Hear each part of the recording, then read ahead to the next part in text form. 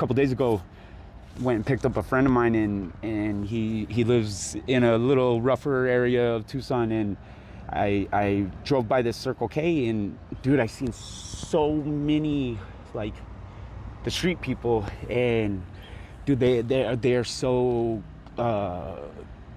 like just stubborn with this fentanyl thing, like to the point where they're standing there like falling out, standing up with foil in their hands, like zero. What's your name? My name is Jerry. Go by Lone Shark. Where you originally from? Born and raised right here, Tucson, Arizona. 37 years. How long you been on the streets? I kind of put myself here back in 2016. Like put myself in the streets like strong, like hit the ground running kind of thing. You know? So pushing dope, just, you know, making life happen in the most, I guess you could say, foul way is like the best way to say it. And kind of being stubborn and just, you know, like doing things that I knew weren't the best of choices and decisions, but doing it anyways because I felt like I needed, or that was my only out. You know, unfortunately, I had some medical injuries. I've had knee surgery on both my knees, my ankle, my shoulder, due to me doing the freestyle street bike stuff and rocking the dirt bikes and stuff, doing the most on the bikes and not giving up. And then, you know, like one thing led to another. I had to get stronger and stronger pain meds as I injured myself worse, you know, each time, and ended up getting prescribed the OC80s back in like 2008. That's the Oxycontin, right? Yeah, the original. One person, you know, he was buying a couple here and there off of me whenever I'd get my script, and then shows up and he busts out some foil and he starts smoking one, and the hell you doing, man? You know, kind of thing. And I learned how to do that. And I mean, unfortunately, I shouldn't say unfortunately, but I was shown, you know, like mind altering, you know, moments, ways to kind of relieve this, you know, this battle of, you know, like how do you say it, like a lower income life that I was, you know, brought up to learn it, or to know and only understand that. And so you know, I was selling the booze and like to take away some of that like mental pain. For the moment, it was, you know, it still is. It's a release. It's a relief. It makes me feel okay for the moment, and it's only a temporary fix, you know. But I like the mind-altering feeling from vices, so to speak. But I'm a yeah. I mean, I love heroin. I like the taste of it. I like the feeling of it. I know my limits. I don't use the needle. I'm a big stickler about that. Like I don't care for people that fuck with the needle. Like that's all bad. Like you're taking something and you're going the distance with it in that aspect. Like you're changing your world by one move, you know, by putting that stuff in your bloodstream. But I mean, I'm not doing any much better to myself, you know, by smoking it. But I mean, I got forever ulcers now in my esophagus from smoking the pills. And whenever I use, they flare up, and I have, you know, constant heartburn from water, you know. So like I'll forever have that issue with myself because of me using pills in the wrong way, you know, like abusing them really. Yeah, I started off on the OC80s and the original Percocet 30s. I was prescribed 120 Percocet 30s a month and 60 80s a month on top of my mental health meds, which the benzos. So I was getting prescribed 1 milligram Xanax at the time also. So I was getting all three of the best, you know. And so my immune system, my tolerance is, it's crazy. The amount that it could take for me to like start nodding like these people do out here. Like I trip out. Like I could flip two of the blues to like these fentanyl blues to these people, and they'll be nodding on two of them, and that shit don't even touch me. How serious is the fentanyl epidemic out here on these streets, bro?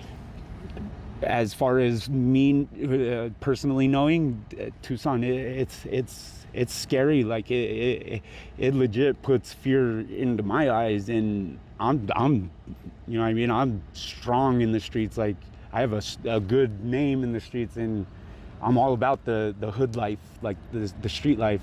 You know, I'm a tagger, like, so I'm all, you know, I'm deep, you know, like in the streets. So I see a lot of it, and I recently paid like closer attention to what was really going on out here, because I've been kind of straightening my shit up, and you know, I finally got my own place again and stuff after getting home from prison. And so I started my own little car cleaning company and stuff. So I kind of been distancing myself, but I a couple days ago went and picked up a friend of mine, and he lives in a little rougher area of Tucson, and I drove by this Circle K, and dude, I seen so many like the street people, and dude, they're so like just stubborn with this fentanyl thing, like to the point where they're standing there like falling out, standing up with foil in their hands, like zero fucks to give. Like they have no concern about what another person sees. And yeah, I mean, the way I was raised old school. Like you don't let a person know your vices that you're on, you know, like you're supposed to keep that private into yourself, and you know, like kind of, I don't want to say benefit from the vice, but definitely not let a person know. You're not supposed to put it out there on blast, you know? Like that's how I was taught or shown, you know? And these people don't care, and it's disgusting. It really is. Like that's the only way I could put it, is it's ugly. What are some of the crazy things that you see out here in these streets? The horrors. The females just basically selling themselves for nickels and dimes, like literally, like two of the fentanyls, they go from anywhere from like $5 to $10 depending on who and where you're at, you know, in town. And these girls are like sucking dick and giving it all for like 3-4 pills, and that's wrong. Like that's just so low. Like you just put yourself in a category that you potentially you would never be able to pull yourself out of or away from, if that makes any sense. Is death common out here in these streets? Really bad, especially with how stubborn people are and uneducated as far as the fentanyl and the dangers of that exact vice, so to speak. Like it could potentially take a person. I mean, when I came home from prison, I had no idea about it. Like it was something that I didn't know was going on. Like I knew about fentanyl, of course, because it's always been a cutting, so you know, device, or you know, whatever you call it, for like the downers, the opiates, and so it's always been a part of the drug world. But unfortunately, over there on the other side of the border, they don't care about us over here. Like they legit, they're trying to, you know, dominate, and they're using the drugs as a way of control and, you know, taking over, and it's working if everybody's paying attention to you know, like what I'm meaning by that, like financially, mentally, like they're taking control of all these people with a drug, because that's how desperate these people are for these pills. Like it's disgusting, dude. I thought, you know, the heroin and, you know, like stuff like that, like, you know, I've intravenously using the heroin, I thought that was pretty, you know, gangster, like scary to do, you know, like I've never went that far, and I've done some shit, like as far as drugs and like yeah, man, they have no concern right now. What do you got to do to hustle out here on the streets to survive? As far as my hustle, Your hustle and everyone's hustle. I for me personally, like my little thing is like I take in the youngster, like the youngsters in my neighborhoods, and I kind of like pull them under my wing and like kind of like course them, into the right way to bust the move. If we're gonna do some dirt, let's do it right and respectfully, because there is a wrong and a right way of doing some dirt. And I mean, yeah, doing dirt it could mean a lot of things to a lot of different people, but as far as I'm saying, like a quick come up, like taking advantage of somebody's slip up, like leaving something that's valuable in the bed of your truck, so that's a quick pickup, and that's, unfortunately, that's somebody's mistake that they slipped on, and if the youngster can get it, I by all means, unfortunately I kind of like course them into the safe way of making that move, and then I help them flip it, and we get it, we make that dollar, What about violence out here in the streets? That's kind of a hard one for me to give like a good answer to, because I strive on morals and respect, and I carry myself strongly with respect, and I stress it to the youngsters, like, you need to carry yourself respectfully and show these people that, just because you're from the streets and you're hood, or you're a tagger, you're a graffer, or you're a banger, like we were still raised, to know how to respect our elders and another human, to be able to move forward and continue to move forward safely and respectfully and comfortably, without having like a paranoia, as far as you feeling fear because you made a move that you feel like you shouldn't have done. And that's what a lot of these guys don't even really pay attention to, because they're so like focused on that quick come up to where they can get a quick few of the perks, and then do it again real quick. Like they're not worried about like trying to make a life. They really aren't. Like it's really bad right now. It's really bad, dude. So you speak about gangs in prison, right? So do you have any type of gang affiliations? Through the graffiti lifestyle, we've prospered and grown to a point where we are considered a gang now. It's RBK, rude boy clique, rocking blocks constantly.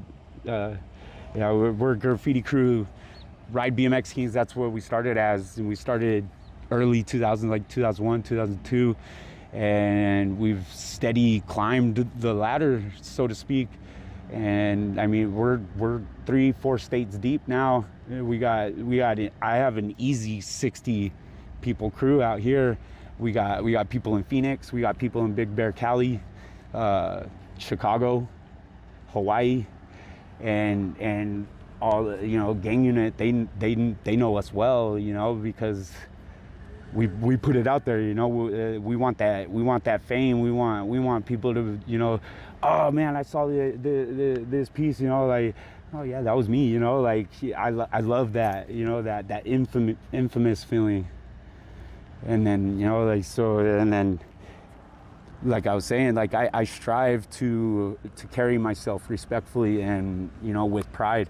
And so like a lot of people have caught on to that and, like noticed it and they respect it in a major way, so I can comfortably, venture into hoods and stuff here in Tucson, like without the fear of somebody running up on me because they think I'm somebody else. Like I've strived on making sure that, you know, my name and my reputation is solid, because it's a big thing out here, is your word. And like this generation that's behind me, that's coming up right now, they have no idea what, you know, like your reputation even is for, like, ultimately. And it's to help you move forward in life, I guess, you know. And at least that's what I've come to see, you know. Like your word is everything. Like, it means everything as far as your character and where you're able to go, and the you know, the ties you can pull, you know, by having just that little bit of respect and manners, you know. Do you have any type of family support? Absolutely. I've been married to my wife for 16 years. She's still a big part of my life. I chose to separate from her like 5 years ago, because I call her my platinum pacifier, because she grew up only child in the you know, more higher end, high class area of Tucson, and she grew up with, you know, with what do you say, with luxuries, you know. Like, straight up, I grew up you know, drinking out of the jelly jar type shit, you know, like, struggle. You know, it was a battle watching my mom raise me and my little sister and my little brothers, you know, like, but she did it, you know, and she's a badass, dude. She's a strong lady. Yeah, I give her props, because I put her through hell, you know. Do you have any kids? No, I don't. Yeah. So what'd you go to prison for? Fraud, ultimately. Yeah. It was, one of the youngsters came to me with, you know, he did a little, we call them handle liftings, where you know, you go try it out, see if somebody slipped up, left their car unlocked, you know, type shit. And one of the youngsters came to me with a backpack and had everything you needed to be able to run credit on the person. And unfortunately, I picked up the slack, because the youngster kind of cheesed up on me like last minute, and we were already committed, and, you know what I mean, all the way to the point where it was just hit the enter button, you know. And unfortunately, I was the one that hit the fucking enter button, and I was all over the cameras. And the person that the youngster took advantage of had a lot of pull in the legal side, so he took advantage of that and used all of his resources. I was all over the news for a couple weeks,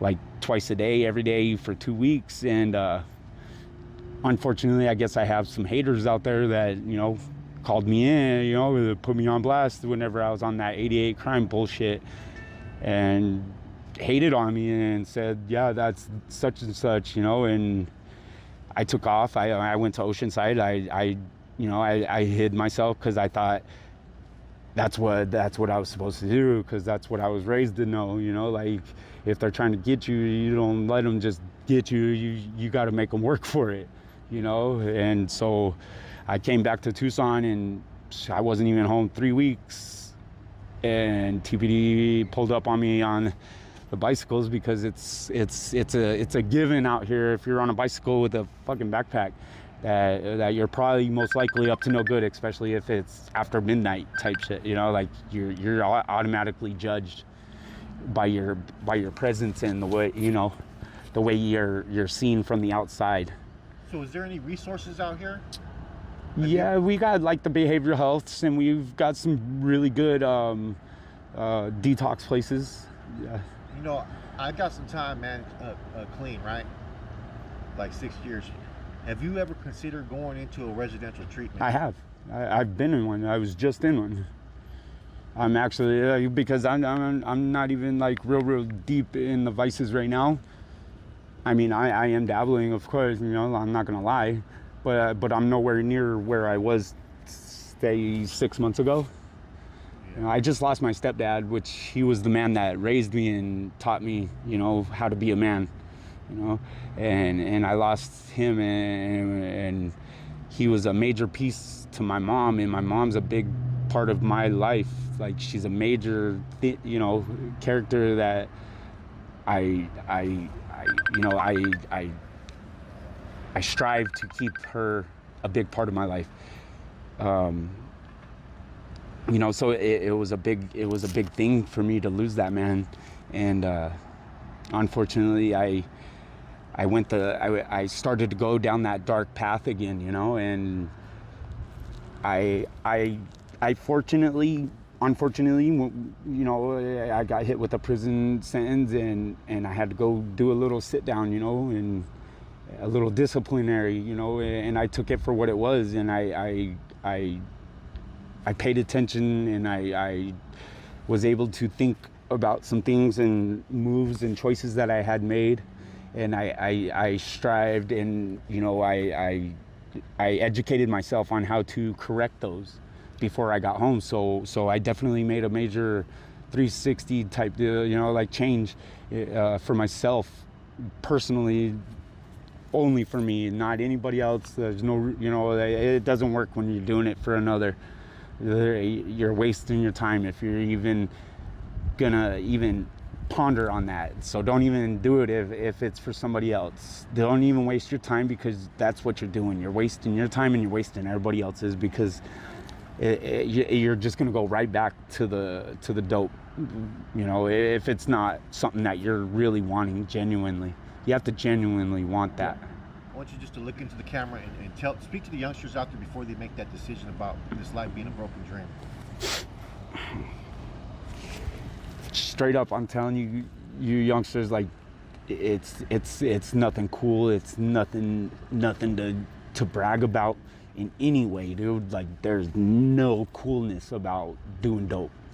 Don't think that that's the right way to fix an emotional, struggle that you're having. Please don't do that. Like, I beg you not to. I really do. Like, that's that in my world, that's kind of low to say. I beg you, but I really do. I beg you not to go down that dark path, because it's a hard path to come back off of, and it's a scary one, and it's really easy to go really, really far on that dark path. So please, if there's any hope that I can, get to you and touch you emotionally, inside, and verbally, please don't even try it. Don't expose yourself to it.